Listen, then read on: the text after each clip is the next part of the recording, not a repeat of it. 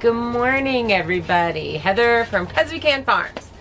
So today's video, I am finally going to show you my floor plans and what I'm building, and I'm going to talk about how the heck am I going to get electricity up here, and if I'm going to be going off-grid solar or if I'm going to try to tie into the grid.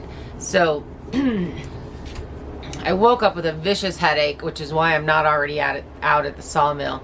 So I decided to wait out the Tylenol to kick in and then do this video. So first off, I'm just going to show you part of my floor plan.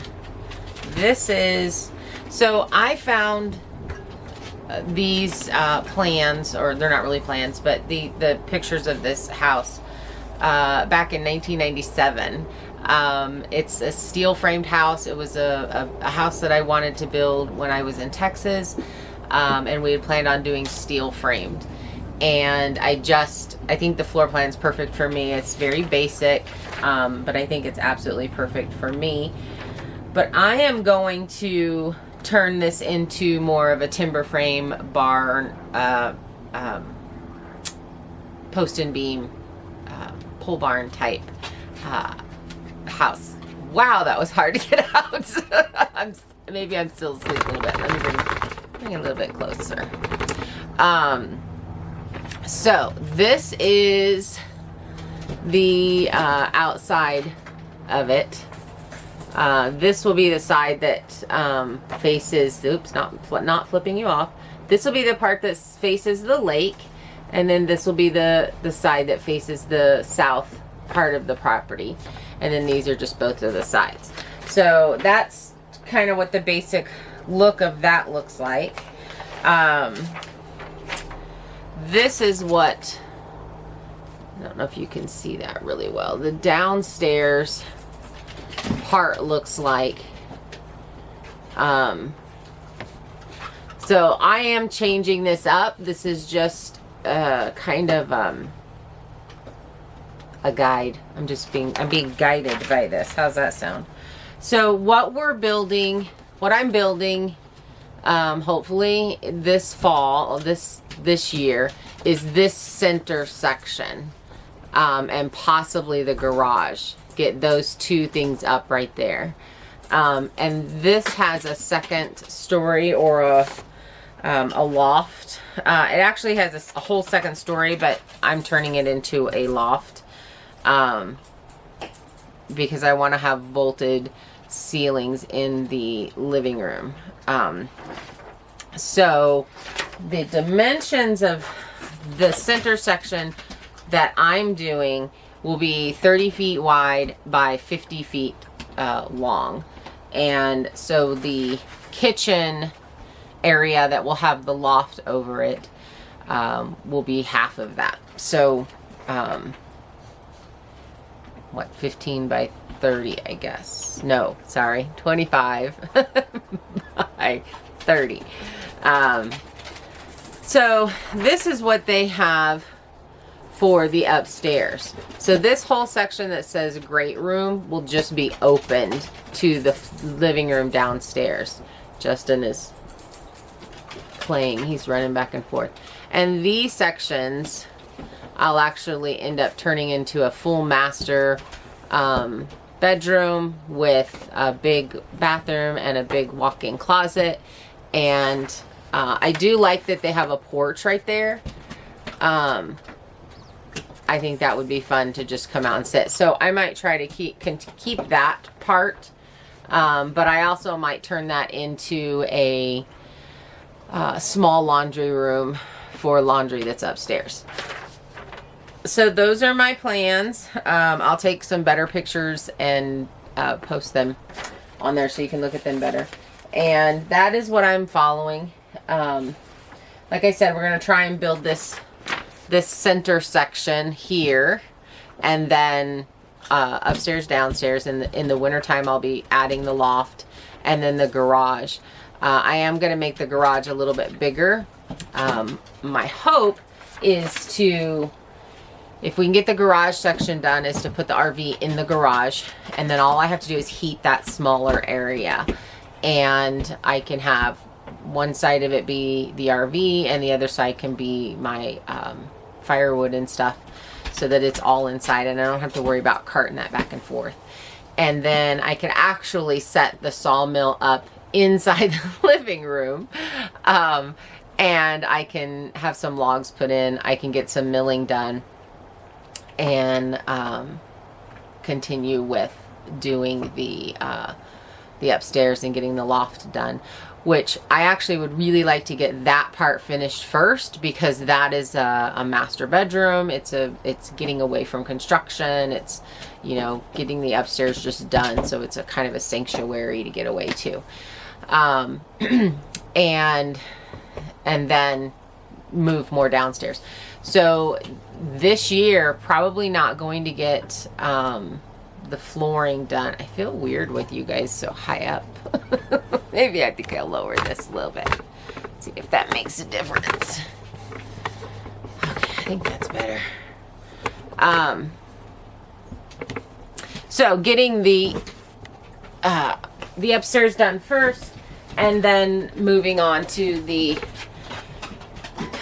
lower section next year, and the other, what I'm calling wing, which has an office and a master bedroom. I will keep that second master bedroom. It has an office den. Probably going to turn that into an office craft room type thing. I'll have a huge pantry. The garage will have an added, let me show you this. So in the garage, this will be extended out longer, and there'll be a 10-foot wide by 30-foot long mudroom, area to wash dogs in. They have a little bathroom over here in front of the office. That'll be moved over there to that section, so that all of the water pipes and that'll be all in one section. So this is a rough look at what I'm doing, and let me update you on electrical. So I've always wanted to be off grid. That's kind of been my really push to move towards that. So I had not really planned on putting electric up here on the grid, through the electric company. I had really wanted to do solar. So when I bought this property, a developer snuck in around behind everybody. So my realtor brought me up here, and he invited, when he asked me if he could bring a logger up here to talk to me about trees and what types of trees were up here and what the logging process is if I wanted to log and that kind of stuff. And so I said, yeah, that would be great. So that person got brought up here, and along with a couple of other guys that came with him.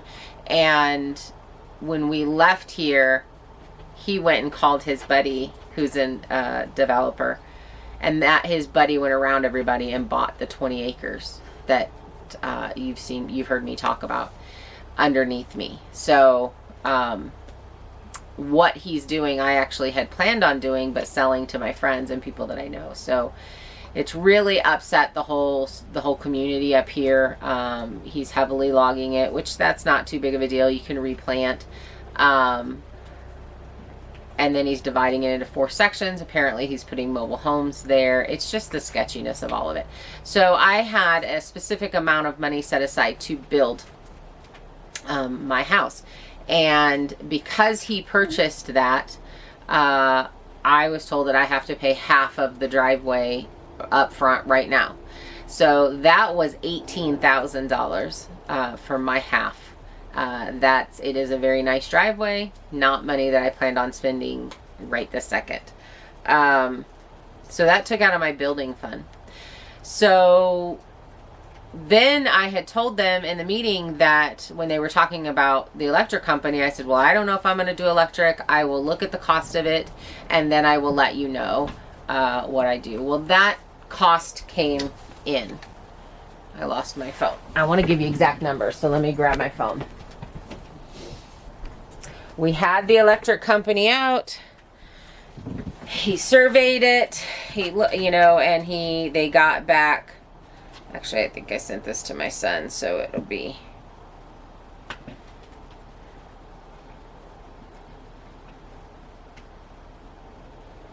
But we chat a lot, so we'll be back here.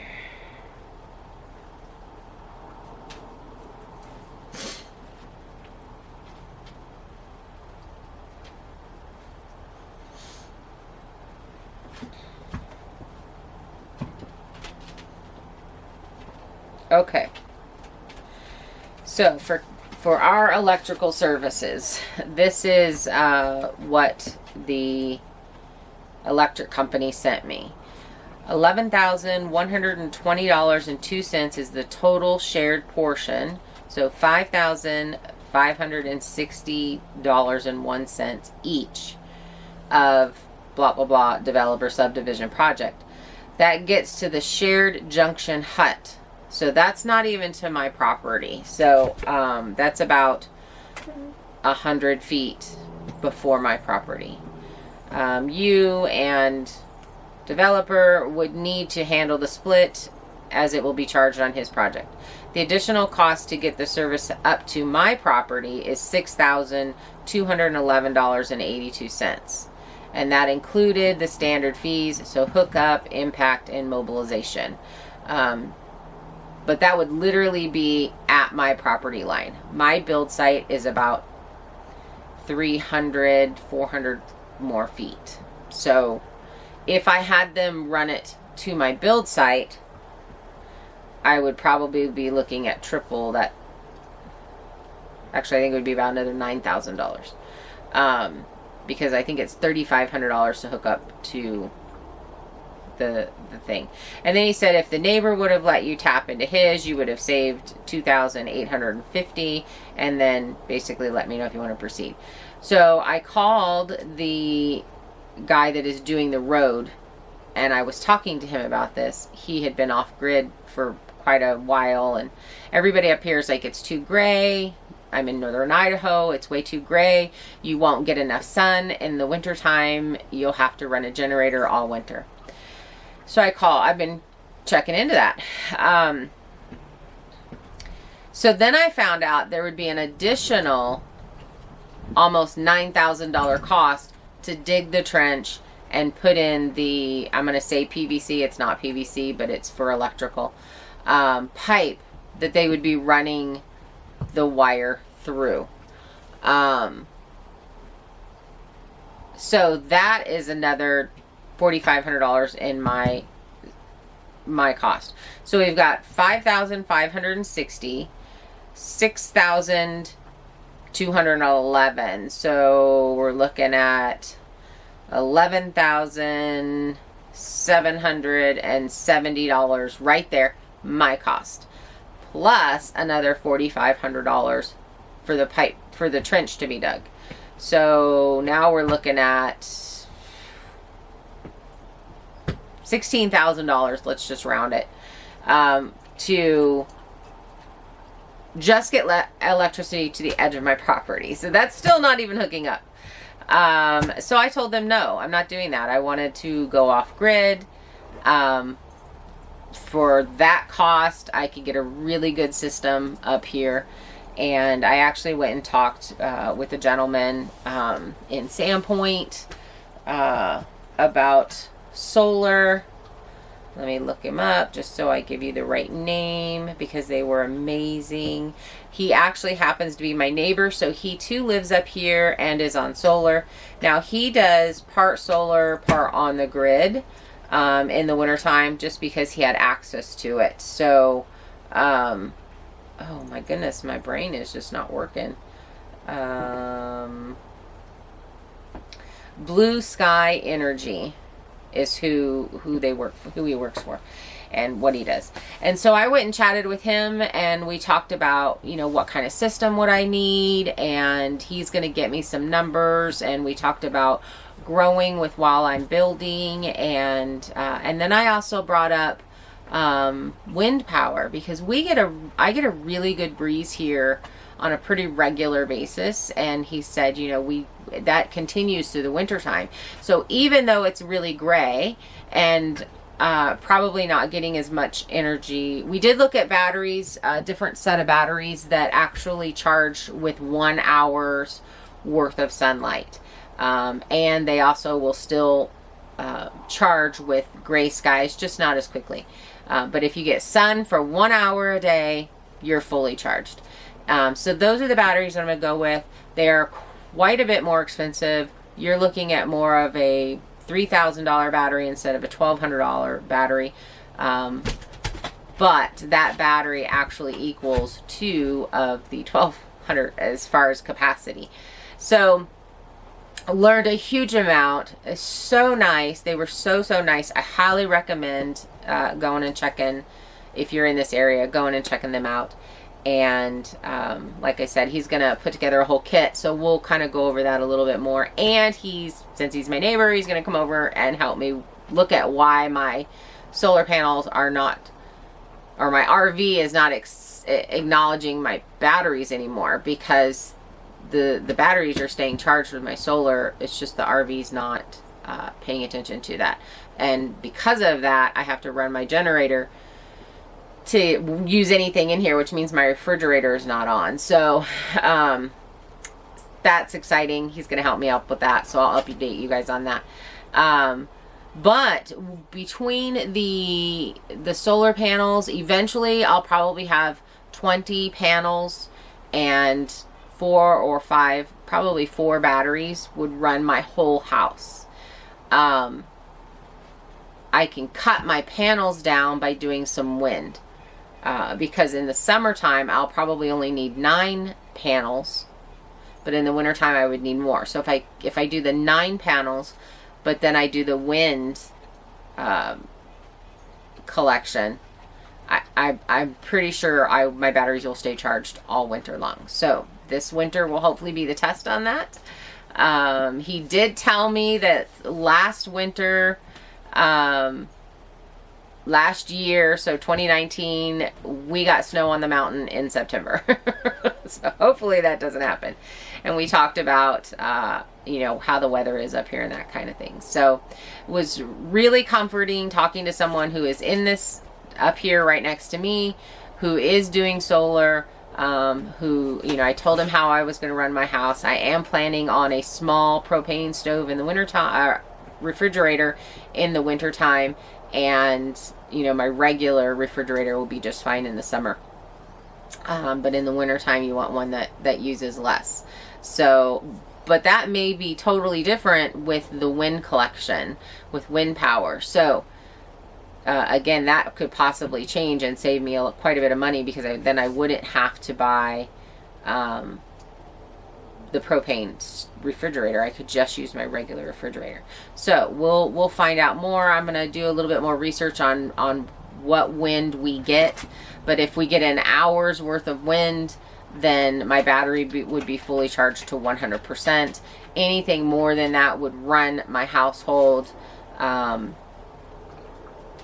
You know, as it's coming in, it would run my household, so it would keep the battery charged. The only thing you really need the battery for is when there's no wind or no light, which, like I said, we pretty much get a decent breeze, and obviously you're going to go up pretty high with that, so you're going to even get more of a breeze. So that is the update on what I'm building. This is what I'm building first. I was going to put in an RV garage and an apartment. If you've watched some of my other videos, you've heard me say that. I've nixed that for now. I will be putting in a garage, a big garage shop that the RV could be parked in later. I'm definitely going to have a shop for next year. I'm going to be building cabinets and doing more of that kind of stuff. I really would like to build my own cabinets. Can just save such a huge amount of money with that, so I'm gonna get a whole shop set up next year. But for this year, because it is July 23rd, I think is our date today. Oh, 24th, missing a day. And our first frost date up here is September 11th. So I have a very short window to get the house up. This year, if I can get the garage, so I want to do a heated slab. That will supplement my heat, so I won't have to have as well. Actually, I will have to have the same amount of firewood because I'm gonna do I forgot what they're called. Furnace, I guess it is. A wood burning furnace that's outside that will heat the floor. And then that will help with, I won't need as big of a wood burning stove for in the house, because I think this equals about 4,000 square feet. So that will keep us at a really good, comfortable temperature, and then the wood burning stove will just offset it. So, I don't think I'm going to have time to get all of that done. Hear that wind? We have a ton of wind here. To get that done before winter. So I'm probably going to be doing just the gravel base. That'll give me time to dig in all the little trenches for my water run and all of that. And then I'll do put the plastic down, put the insulation down, and prepare for the concrete, the slab, to be poured in the spring or early summer.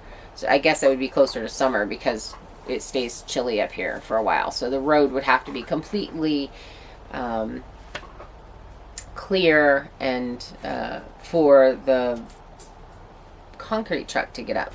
So that is it's going to be a rough winter. I'm very much aware of that. Oh, and I am going to be looking into, they have those tiny wood burning wood burning stoves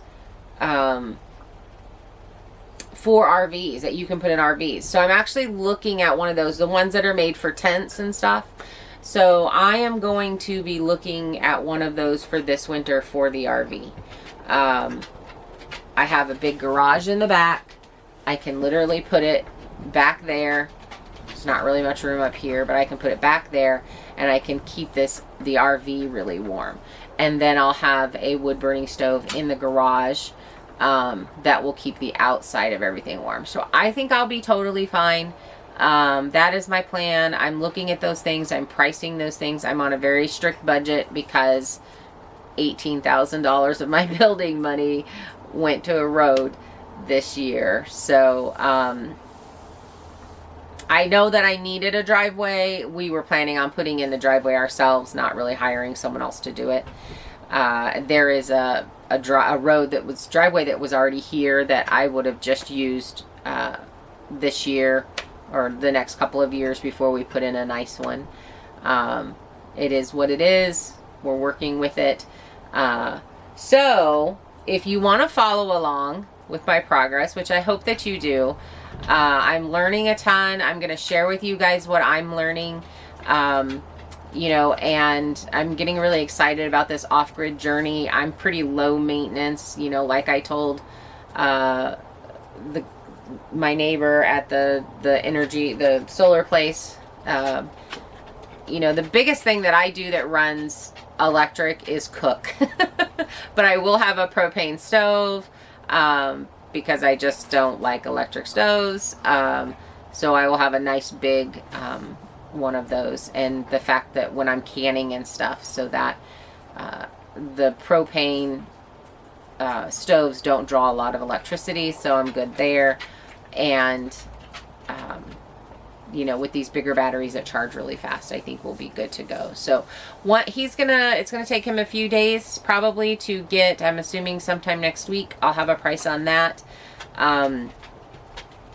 We're really looking at about $5,000 for your converter and, all your big stuff.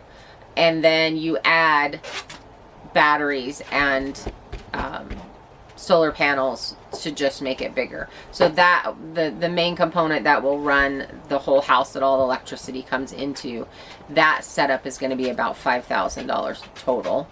And then the panels are $300 a piece, and your batteries are $3,000 a piece. So you can have as many batteries as you want. I mean, and those batteries last 10 years. So you would have to change them out every 10 years. So putting money aside for that so you're prepared when it's time to do that. Yeah, I'm pretty excited about it. I think it's going to work. I think it's going to be just fine. And then I will not have an electric bill, and I don't have to pay him, you know, what did I say? $16,000 more to get electric up here. So it looks like I'm going to be able to do it small scale. This winter, the only thing I'm running is the RV. So I may not even have to get a battery this winter. I may be able to, if we can figure out why those batteries aren't working, be able to just get a couple of panels and that kind of stuff. So it'll be low cost for this year. And then next year, once the house goes in, I can just start adding to that. So that works really well with my budget, and I think we're good. So I'm going to leave you with that. I'm going up to the sawmill to do some milling. Probably do a separate video on that. It is really windy today. Yesterday I got 4 or 5 logs milled, so I'm finally getting the sawmill figured out, which is pretty cool. Big steep learning curve for me there on that, but I'm finishing up the lumber for my son's shed, and I'll be moving on to these bigger timbers. I ordered an Alaskan sawmill for the ones that are longer than 20 feet, and so I'll have to learn how to set that up and do that. But yeah, so I mean, that's pretty much where I'm at. And that's the information, and the decision has been made. We are now an off-grid farm, and we are going to stay an off-grid farm.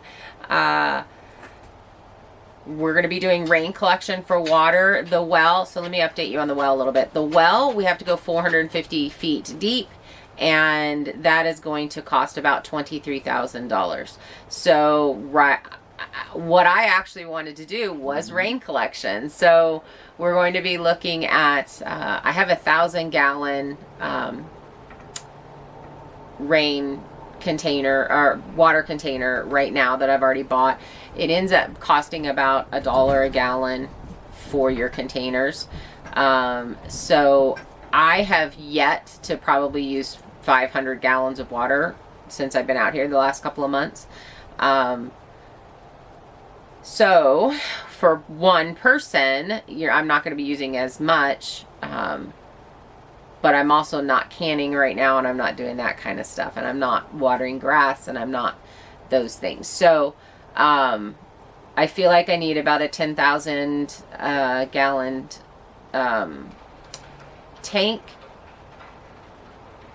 The loggers are moving logs or something. To do rain collection from, and we do get it. That would cover any drought areas. They also have a truck that will come up and fill your tank for you.